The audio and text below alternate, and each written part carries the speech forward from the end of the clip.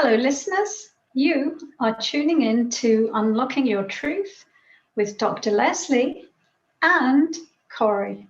Hello, everybody, and welcome back. Unlocking Your Truth is a talk show that broadcasts on 101.7 FM across the Fraser Valley from the unceded territory of the Stolo Nation and from CIVL.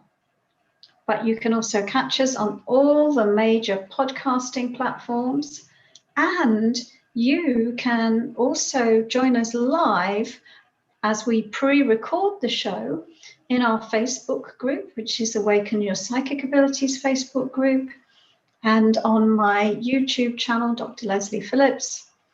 And you can also catch all of our past episodes on my website, drlesliephillips.com. Yes, you can. Well, tonight's show, would you like to introduce it, Corey? Oh, tonight we are talking about psychic abilities and the psychic abilities tests. And basically, we're going to cover the four main psychic abilities, the four clairs: claircognizance, clairsentience, clairaudience, and clairvoyance. And how you can find out just which ones you have and which ones you don't have and why. And more importantly, why that is so important. Well, thank you for that introduction. Yes, so we're going to talk about psychic abilities, intuition, and as Corey said, how can you test or find out if you are psychic? Yeah, because so many people send us messages and go, I think I'm psychic, I think I'm clairvoyant, I think I think I hear voices, I think I hear spirits, I think I see things. So instead of worry about it, like just take a test and find out, because the probability of you being psychic is 100%. Just got to find out which variety you express more. Correct? Right. Well, in what you said there, you brought up something that's really common, is that, I mean, how do you know if you're intuitive? Through the experiences that you're having of your intuition. As Corey was just saying, people write and they say, well, I think this and I think that. And of course, when we're thinking, our intellect is grabbing a hold of it and we're beginning to analyze it and we're beginning to doubt it. So we're all intuitive, we're all psychic, we all have these instantaneous awarenesses of things. I doubt that there's anyone listening who hasn't had an experience like that.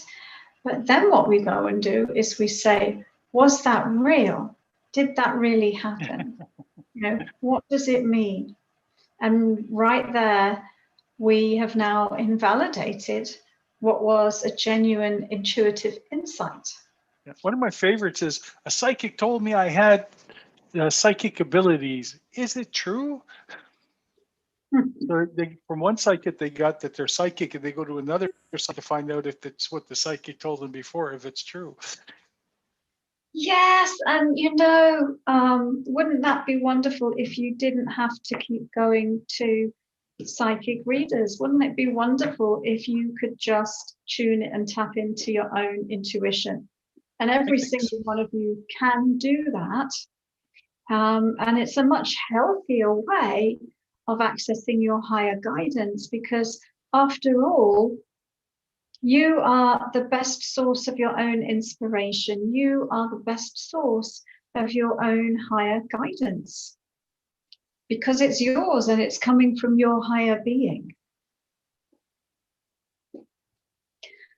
All right, so as Corey introduced the show, we're going to talk about different ways of being intuitive, different ways of being psychic. I have one question I think we need to clear up before we go further. And that's from Katie, she wants to know, do psychic and intuitive mean the same thing? That's a good question. And Important question. yeah, it is a good question. So, and there are different names, aren't there? Psychic, intuitive, medium, Large. sensitive, empath, highly sensitive person, or extrasensory perception. There's all sorts of different names for it. And are they all the same thing? I think more or less they're referring to the same thing, but I think different words have different connotations. You know, all words are programmed with energy. So, for example, if you just take what you asked about the word psychic and the word intuitive, somehow the word intuitive is more acceptable, is less threatening, is softer, is gentler. And the word psychic has some perhaps even judgment attached to it. I think they both mean the same thing. How do you access your intuition versus how do you access your psychic abilities? It's the same thing, but you know, they're not necessarily used interchangeably. I think a business person might feel safer saying, you know, it's my intuition, than I got it through a psychic message. You know, and certain religious groups might judge the idea of being psychic, but perhaps be more accepting of the idea of intuition. But there's no difference between them. They're both referring to your alternate ways of accessing information. They're both referring to your spiritual communication system versus your physical senses and physical communication system. That's why I called my book Intuition and Chakras rather than Psychic Abilities and Chakras, in a way, right? But it's a book about psychic development, and the subtitle is How to Increase Your Psychic Development Through Energy. So in my mind, they are the same thing, but perhaps different charges on the word. Okay, so Corey, what do you think we should talk about?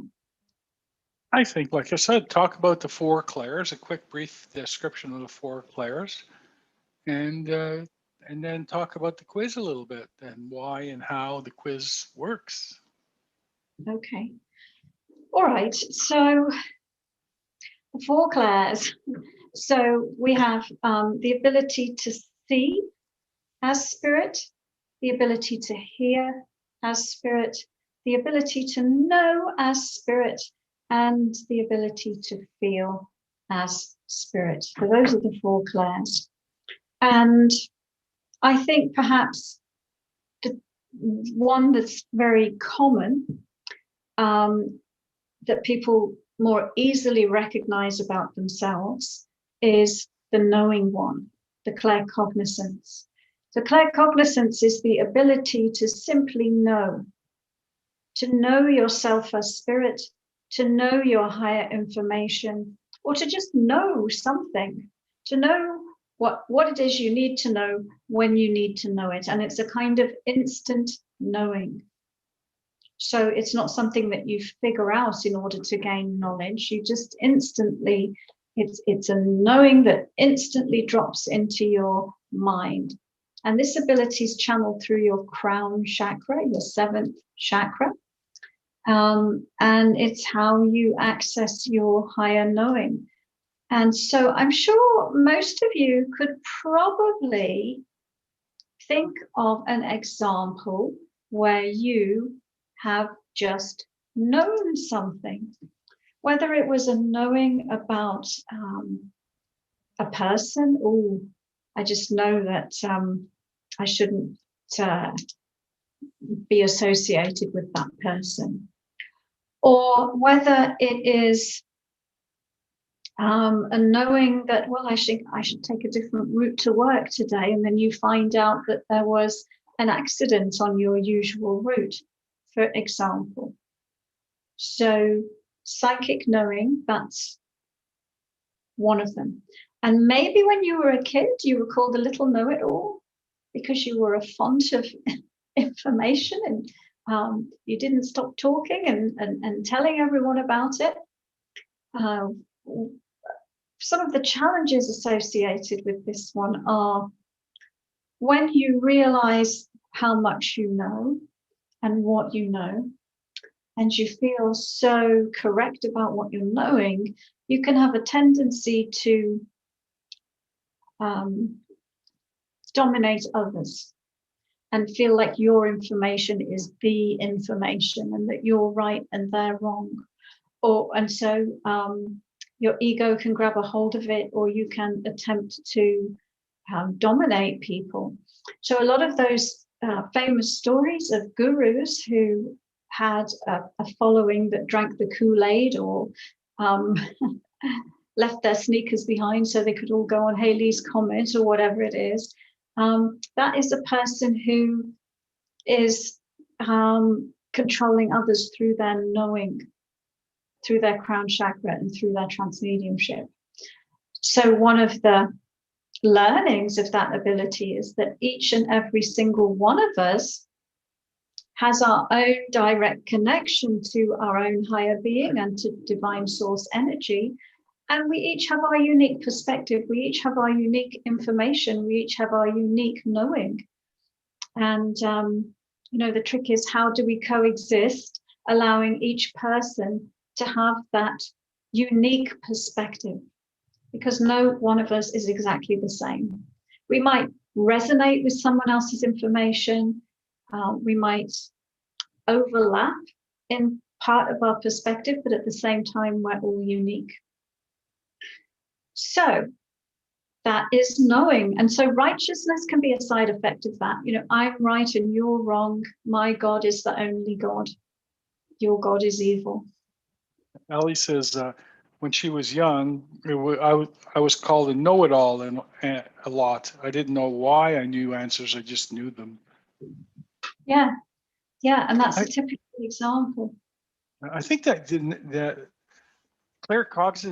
claircognizance is one of the most practiced ones, but I think the one that most people look at as quote unquote encompasses all of psychic powers is clairvoyance.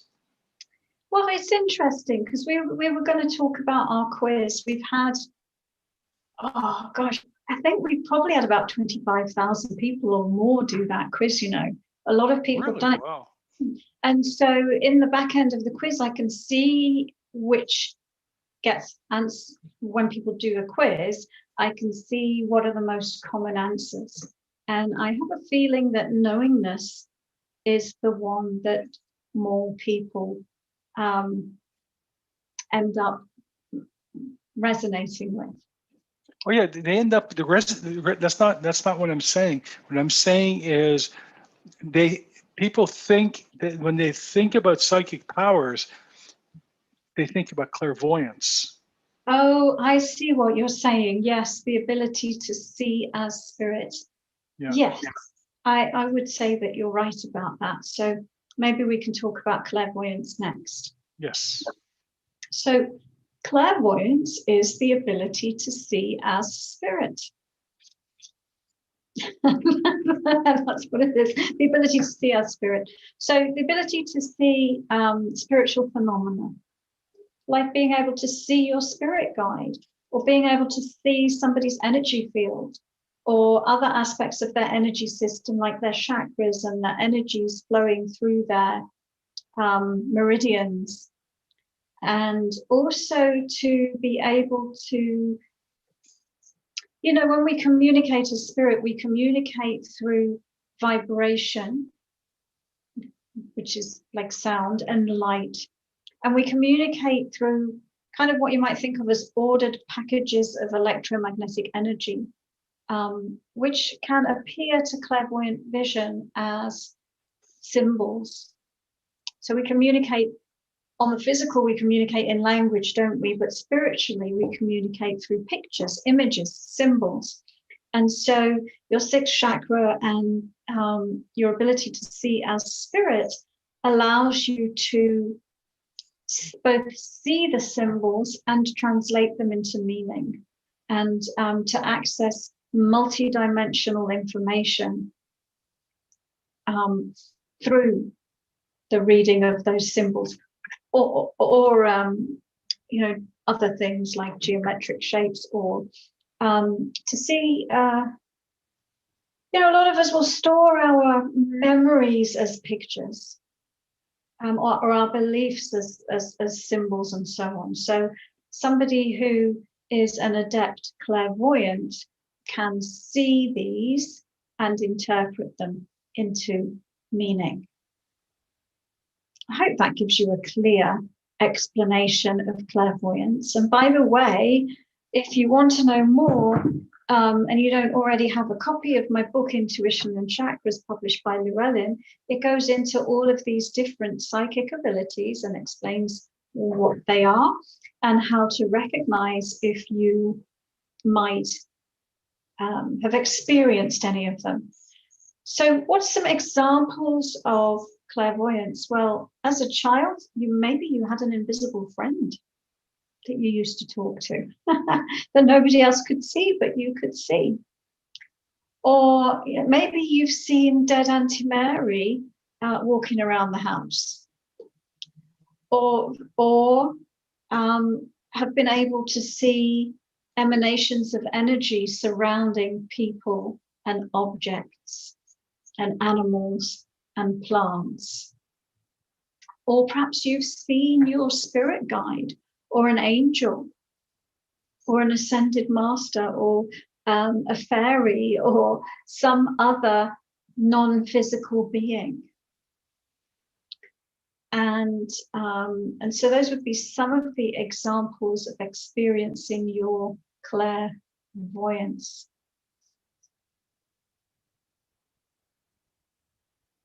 Okay, that sounds exciting. I see dead people. Yeah, I see dead people, exactly. Yeah, and then... Dr. Leslie, it's time for a break. Okay, well, let's go for a break. You've been listening to Unlocking Your Truth with Dr. Leslie and Corey, and we will be back after these messages.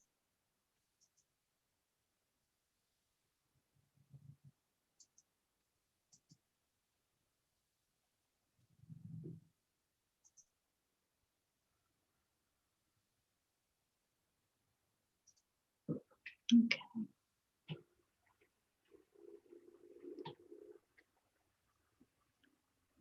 I guess it's time to start again, is it, Corey? Okay. Welcome back, listeners. You are tuning into Unlocking Your Truth with Dr. Leslie and Corey. And tonight we're talking about, are you intuitive or are you psychic? And how might you discover that? And we were powers and the quiz to find out. Yeah, we were saying that we have a psychic ability quiz that you can take, and that you can answer some questions and take a look at what that is for you. And I was just actually curious. I've got the quiz up on my screen, and we've had like thousands and thousands of people, about 35,000 people. And the one that came up the most common is the one we'll talk about next, which is Clairsentience. So 57% of those 35,000 people that took the quiz, Clairsentience, being an empath, was the one that they most resonated with. So what is clairsentience? It is the spiritual ability to feel, to tune into the emotions. So for example, you might walk into a room and without anybody saying anything at all to you, you can feel, you can sense the emotional sentiment in the room. You can sense when somebody's afraid, or when somebody's angry, or when somebody's secretly amused. Even though they may not say anything, you get that feeling. You can tune into that. Now, so this one would be, oh, he or she is such a sensitive child. when you were a kid, maybe you were a sensitive child, easily triggered emotionally. And one of the challenges of clairsentience is being like an emotional sponge and being very sensitive to emotional signals and having a tendency to take on everyone else's emotional energy and then to feel really, really overwhelmed. And now the primary purpose actually of clairsentience is body-spirit communication. So you are spirit, you have a body, your body has these emanations, vibrations, called emotions. They're signals coming from the body. And through your clairsentience, you, the spiritual consciousness, can keep abreast of how your body is feeling. And why would you want to do that? Because in order for you to fulfill your purpose, it relies on your harmonious relationship with your body.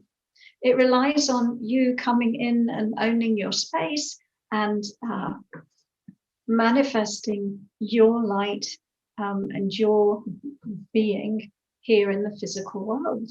And so if your body is angry at you or rejecting you, then that's going to be a bit harder, isn't it? So we need to pay attention to the body, listen to its emotions, listen to its needs, and work together with the body. Now, so it's meant in a way as an internal dialogue between you, the higher being, and your body. But what happens with most people is when they're children, it gets focused outside of themselves because they're like, well, am I saved? Is daddy angry again? Is he going to throw a tantrum? Is he going to smack me? Whatever it is. So we also learn to tune into how other people are feeling emotionally. And so it can be a big challenge for people with clairsentience to learn how to keep their emotional energy and their energy in general separate from that of others and to be able to own their space. So that would be clairsentience, being empathic, being an empath. So in our quiz, nearly 57% of all the people taking the quiz, which was thousands and thousands of people, 57% of them identified with being clairsentient, and 17% identified with being with claircognizance, with a sense of knowing. And then the next one, 13.5% was clairvoyance. And we had a kind of wild card in the quiz, which is to see if you're really stuck on your intellect. And the next one was 6.6% were more in their intellect. And then finally, the final clairaudience, spiritual hearing, only 4.5% of our quiz takers actually had that as their main clair. So let's talk about that one next. Clairaudience, the ability to hear as spirit. And maybe you've had the experience where you were just waking up and you heard somebody say your name and nobody was there. Or just dropping off to sleep, somebody says your name. Or more than that, maybe you've had strange buzzing and clicking and whirring noises that you don't know where they're coming from. This only works if you don't have an Alexa, right? Yeah. Maybe you've heard the beautiful music of the angelic realm, the music of the spheres. Or maybe you even have a spirit guide that you talk to and you listen to and you hear what they have to say. So that is clairaudience. And I think out of all of them, it's probably the one that's most labeled with the idea of being crazy. If you hear voices, watch out. There might be something a bit awry with you. And so I think a lot of people are afraid of spiritual hearing. They don't want to hear voices. I remember years and years and years ago, I worked in a non-profit organization, and the accountant went AWOL, and she went missing for weeks and weeks. Well, we didn't see her for weeks and weeks, and we didn't know what was wrong with her. And then she came back to work and she said, well, I've been off sick because I was hearing voices, and the voices told me to go shopping. So and I went shopping, and I emptied all our bank accounts out. I maxed out my husband's credit card because I was listening to these voices that were telling me to go shopping. And eventually he found out and, took me to the doctor, and they medicated me, and now I'm better. But there's an app Amazon would like to get their holds on. Yeah, she was just a test subject for Amazon. No, but so here's the lesson: is also in discernment. Who should we listen to? Because not all beings that are out there that might talk to us are worthy of us to listen to them. So one of the big lessons in developing your clairaudience is discernment. How do I decide who to listen to and when to listen to them? Probably the same thing with all of our psychic abilities. Very true. It's a fine line, like I think that's one of the keys. There's some questions around that, I think, if I'm not mistaken. Sure. I'll just make one more comment, which is that you're not just one of these, you're many of them. You have many of them. But you might have one that's dominant or that you use in certain circumstances. So for example, I use my clairvoyance. If I'm doing a reading, I'm primarily using my clairvoyance. If I'm teaching, I'm probably using my knowingness a bit more while I'm teaching. If I am doing a healing and I'm working with one of my healing guides, I actually might use my clairaudience quite a bit for that. And so just like you've got your 5 physical senses, you also have many intuitive senses. And you can use them together in a blended, multi-sensory way. Or, just, be focusing on one because of what it is that you're engaged in doing. And of course, out of all of them, the one that really is important to have as a foundation is the clairvoyance, because that gives you neutrality. That gives you the perspective to observe your reality and the reality of other people from a neutral, non-judgmental perspective. And it's the only one of the psychic abilities that does that. So it's a good place to start, actually. So what questions do we have, Corey? All kinds of ones. I have a question. How come YouTube only says started streaming less than a minute ago? Maybe it had a blip. No, I don't think so. It's been saying that for a while now. Okay, this is from Allie, and there's been a bit of a string going on between Brian and Letitia, which we'll get into in a moment, but it's very interesting. So Allie says, I know for sure I'm intuitive, but sometimes I feel like there's more. Do you feel like there's more going on for me than intuition. My claircognizance has been very strong since I was a child, but I don't know what it was until I became an adult. Okay. Well, let's just take a look at your psychic abilities.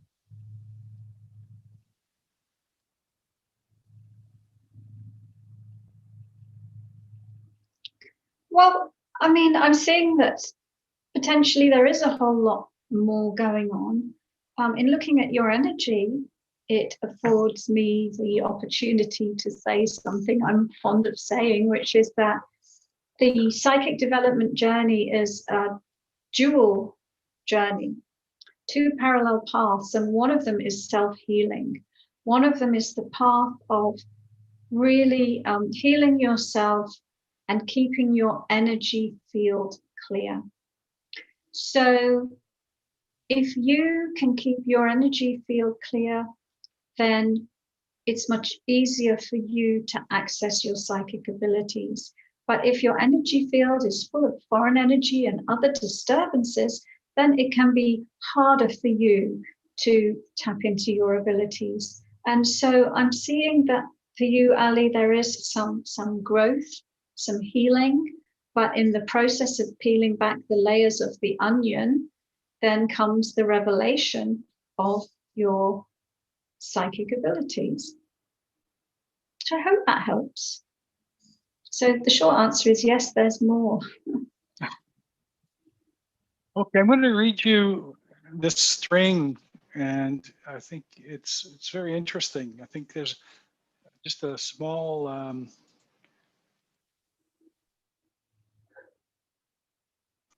excuse me, I have to mute there, a big sneeze. I think there's a very small misunderstanding about something. And this is from Brian. Brian says, I've known things. I usually don't trust it better lately until I get validation. And then Letitia says, I know nothing is 100% the same for everyone. However, for the most part, how successful would someone be accessing their psychic intuition without meditation? And then Brian says, I actually do quite well with it. I'm just learning more how to discern it when it comes through as my mind tries to interpret. But I've gotten much better at it.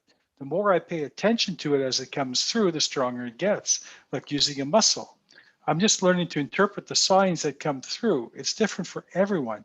Meditation helps people. For me, I ask questions and then do some different things. Do something different. And usually a hit comes through, non-attachment.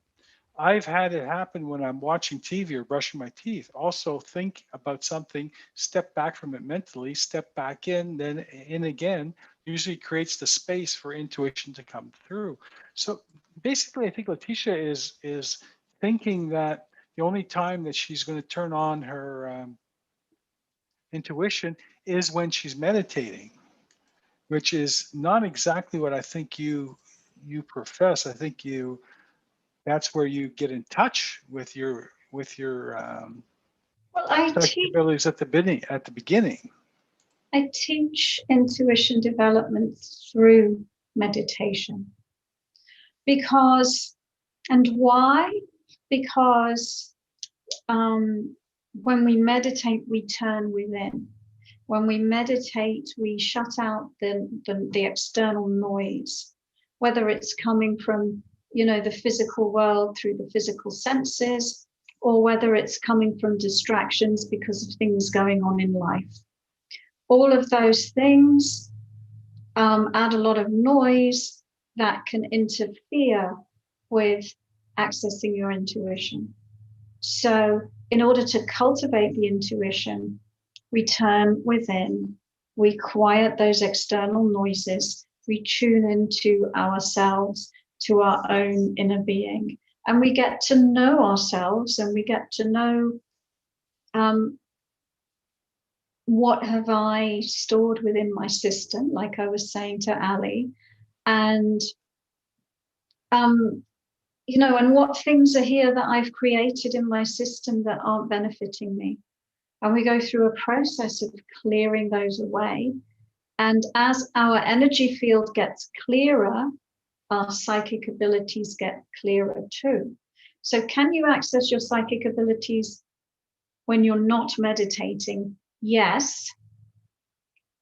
But if you don't meditate, you have more of a chance of being unclear and scattered and less likely to access your intuition. Now, if you are somebody who has spent a lifetime focusing on this, it can be that your life becomes a meditation in itself, and then there may be no distinction. But to begin with, meditation is a healthy and beneficial practice for accessing the intuition. You are muted, Corey. I have to sneeze again. Yeah, it's not that these psychic moments happen only when you're meditating. It's just a way to activate the powers. Anyway, it's time for a break, Dr. Leslie. So let's take a few seconds and have a break. Sounds good.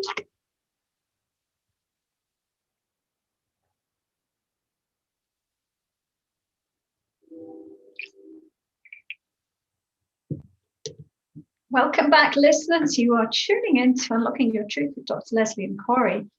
And we're talking tonight about psychic abilities. We've been talking a little bit about our psychic ability quiz, which is a bit of fun, really.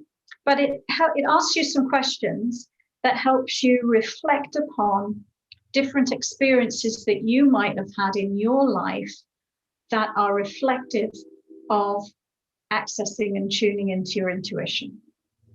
So if you haven't done that quiz yet, you can definitely do it. You can find it on my website, Dr. Leslie Phillips, and there's a tab that says free. Actually, it's on the home page as well. If you just go to drlesliephillips.com, it's halfway down the home page, and you can do it right there on the home page. And we've had thousands of people do it and discover what their strongest psychic ability is. It's not magic. I mean, it's questions to make you notice or take notice of events that happen and occur on a day-to-day basis that are actually psychic experiences that most people just put by the wayside as that's just generally what happens. That's just life, you know. It is about, and then it'll bring you up. And what I like about it, about the quiz, is that it doesn't pigeon you into one. Oh, you're a claircognizant. That's it. That's all you got. But it gives you a percentage of each of those things, so that, mind you, it does give you your strongest at top with a percentage. But you can see that there are other things involved there. And from there, you can even go into a blueprint, which gives you your 22 psychic abilities and how they rate in your life today. I think Dr. Leslie's the only one that does that I've found so far. That's really great. Yeah, okay, a psychic ability blueprint, which you can check out on my website. It's a type of reading I do to give you a profile of your unique psychic abilities and how they map to your life purpose. Totally cool. I think that's one of the coolest things I've ever seen. It gives you, Dr. Leslie goes into trance and she gets where you were when you came into the world, when you were born, where these abilities were. And then now how you've gone up or down in the usage and which ones have become stagnant, which ones are working for you. Anyway, here's a question or actually a comment from Letitia. Letitia says, when I was in Dr. Leslie's class, I did much better when I meditated. However, I'm unfortunately the poster child for excuses not to find time to meditate. Yeah. Yes, I know a lot of people do that, don't they? But it's a matter of prioritizing yourself and deciding that you're important enough. And it's funny, in the very first module of Unlock Your Intuition, which is the course that Tish taught, it's all about making that commitment to yourself and what gets in your way of doing a daily meditation. And in that course, we commit to a 90-day daily meditation to try and get everyone in the habit. We also work on using energetic tools to help you let go of your resistances. And sometimes people feel like they have very good reasons. Sometimes people can feel like, well, I get in pain when I meditate. Well, actually, your body was already hurting. You just weren't that present in your body to notice. So keep on meditating, because then you can clear away the pain. Sometimes people think that their life is too busy, but I think we can have the illusion of being busier than we are. So through meditation, we learn to be in the present moment, right here, right now. Yep. And when you can be in the present moment, then a whole lot of space opens up for you.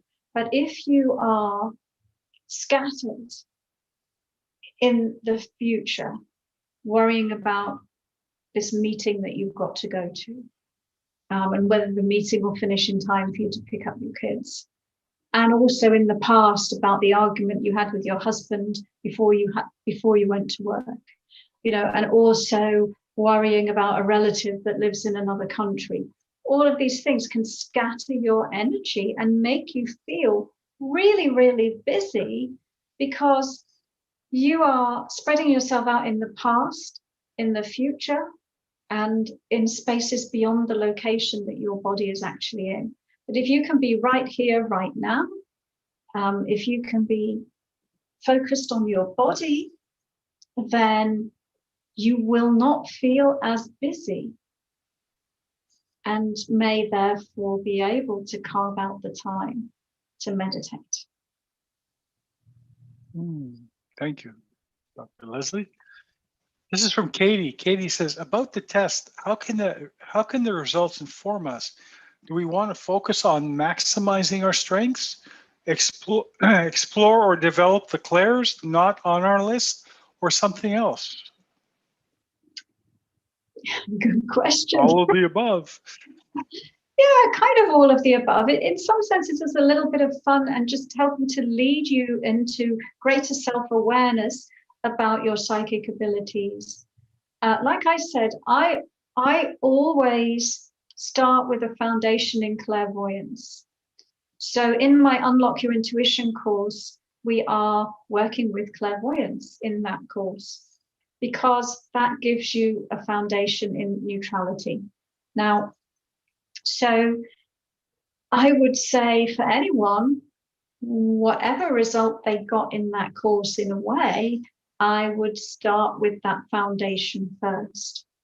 But then you can go on to focus more on developing each of those clairs in a lot more depth and a lot more detail. But you always have the foundation of the clairvoyance. So, for example, talking about clairsentience, the emotional overwhelm idea. If you were to just seat your consciousness in your second chakra, and if you were just to focus in the emotional realm, you'd probably end up a bit of a mess, right? So, but if you sit in your sixth chakra and be the neutral observer of the emotional levels, you can have some chance of being in charge of it. And so we would always want to know our clairvoyance in order to go more deeply into our clairsentience, for example. And so, how can you use the quiz? The quiz helps you know yourself more deeply, helps you connect you with some information about yourself, and hopefully stimulates an interest and desire to develop your psychic abilities.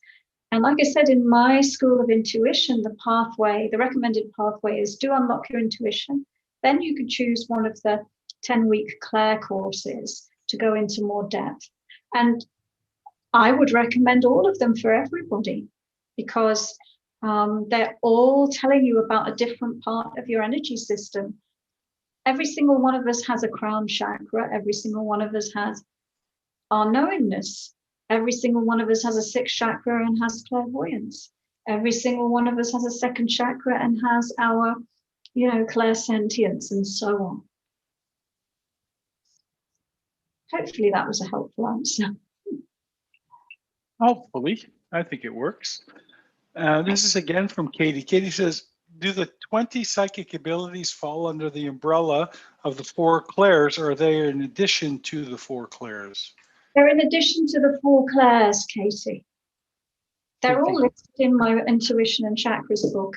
I think they're listed on the page on my website that talks about the psychic ability blueprint as well.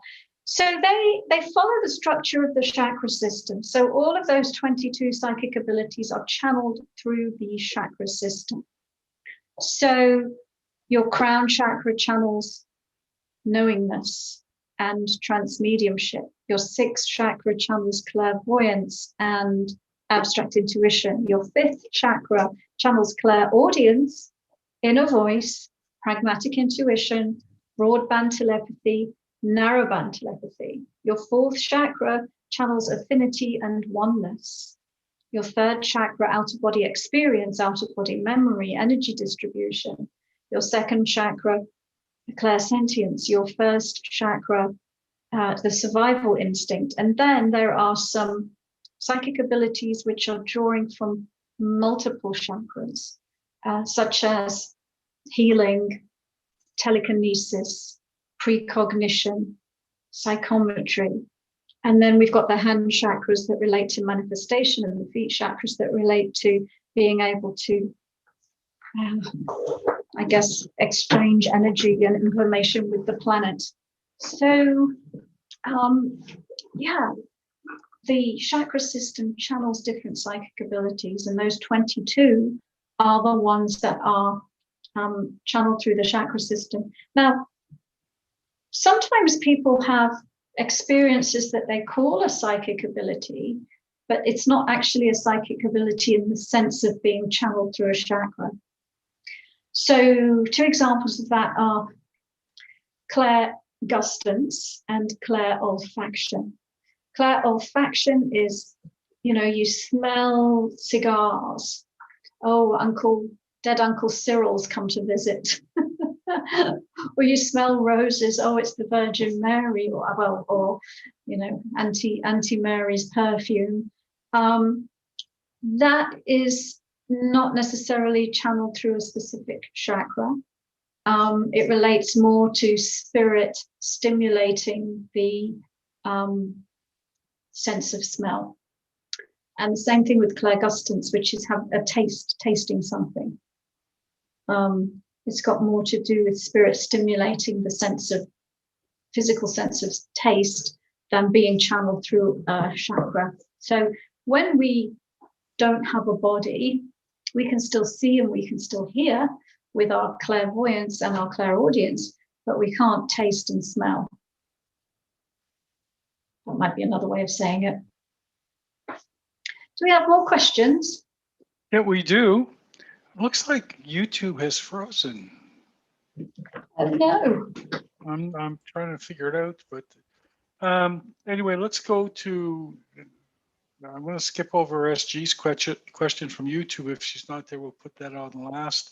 But Letitia says, if someone got a blueprint done a couple of years ago from you, if they went back now and re-listened to it, would the information still be pretty accurate?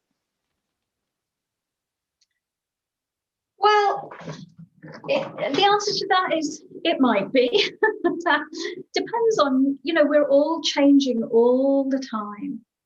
And so I think it's absolutely possible to come back and get your blueprint done on multiple occasions, and you may find that significant changes have happened.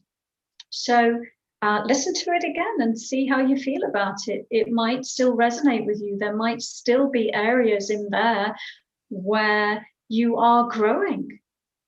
Or you might feel like, well, I've surpassed all that now, in which case you could have it done again and there might be some new information for you. Oh. So Here's a question from SG. SG says, hi, how do I improve my household situation? I'm not young, but still get treated as such. I'd like to feel more harmony and independence in my life. I didn't see myself moving yet, so how can I fix this?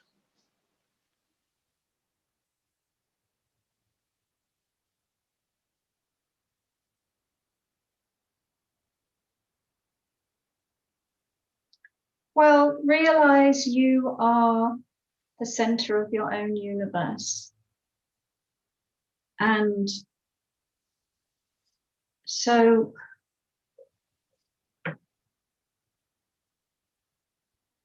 well, I don't know if this will resonate with you with SG, but hopefully it will. You create your reality through the energy that you are. And so if you are focused on yourself and focused on knowing what you want and being the vibration of that and believing you can have it, then that is a recipe for creating what you want. But if you are allowing yourself to be invalidated by other people and you are feeling a sense of invalidation or a sense of unworthiness or a sense of unfairness or a sense of resistance, then you are stuck in the vibration of that and it's less likely to change. So change starts with you. Manifestation starts with you, and it's all about you and your energy. Good, thank you. And this is the last question from Tina. Is there a specific chakra responsible for the ability of remote sensing? If you're talking about remote viewing, it would be the sixth chakra. Remote sensing, if it's remote viewing, then the sixth chakra. And you can type if you meant something other than remote viewing. Okay, no, it hasn't come back with anything yet. Well, that's almost it for today, Dr. Leslie. That was fun. Yeah, I'd love our listeners to put some suggestions in the chat of what they'd like the next show to be about. Yeah, Tina says I meant remote viewing. Sixth chakra. Okay, sounds good. Well, I think we may as well call it a night. Say goodbye to everybody, and we'll be back next week, I guess. Yeah, see you next week, everyone. See you next week, everybody. Take care. And remember, unlock your truth.